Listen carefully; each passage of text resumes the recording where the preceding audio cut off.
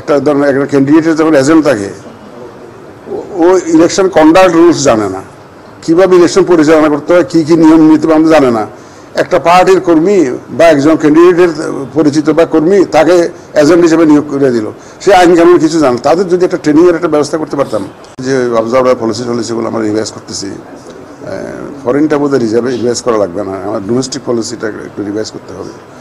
তারপরে আমরা সময় মতো ওই অবজারভার নিয়োগের প্রক্রিয়াটাও আমরা শুরু করব।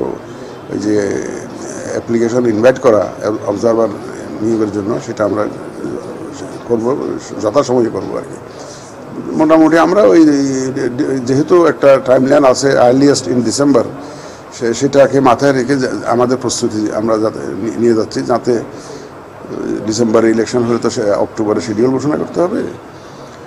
তো আমরা যাতে ওই টাইম লাইনটা মিস না করি সেইভাবে প্রস্তুতি নিচ্ছি, এটা আমি তাদেরকে বুঝিয়েছি। তারা খুব অ্যাপ্রিসিয়েট করেছে, তারা আমাদেরকে হেল্প করতে চান এবং আমাদের নেক্সট ইলেকশনে তাদের কী ধরনের সাহায্য সহযোগিতা আমরা নিতে পারি সেটা জানতে চেয়েছেন। আমরা বলেছি যে কীভাবে সাহায্য পেতে পারি। আমরা নর্মালি বলেছি যে দেখেন, আপনারা তো ধরেন যে এখানে ইলেকশন এজেন্টসগুলো আছে, একটা ধরনের একটা ক্যান্ডিডেটের যখন এজেন্ট থাকে ও ইলেকশন কন্ডাক্ট রুলস জানে না, কীভাবে ইলেকশন পরিচালনা করতে হয়, কী কী নিয়ম নীতি জানে না। একটা পার্টির কর্মী বা একজন ক্যান্ডিডেটের পরিচিত বা কর্মী তাকে এজেন্ট হিসেবে নিয়োগ করে দিল, সে আইন কানুন কিছু জানে। তাদের যদি একটা ট্রেনিংয়ের একটা ব্যবস্থা করতে পারতাম, তাই এই কথাটা বলেছি। আর আপনারা যে অবজারভার আসবে, এখন এই বাংলাদেশ সম্পর্কে জানে না, তাকে অবজারভার হিসেবে আপনারা নিয়ে আসলেন, কেউ একজন নিয়ে আসলো, নিয়ে আসার পরে সে আমাদের ইলেকশন সিস্টেম সম্পর্কে জানে না, আমাদের আইন কানুন সম্পর্কে জানে না, আমাদের বাস্তবতা সম্পর্কে জানে না, তাহলে তখন তো তাদের রিপোর্টিংটা প্রপার হবে না।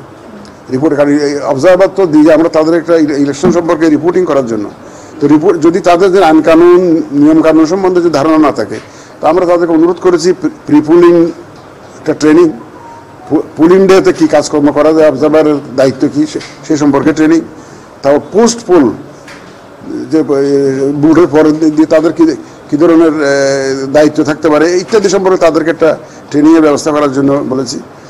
যে তারা বলছে যে তারা করবে।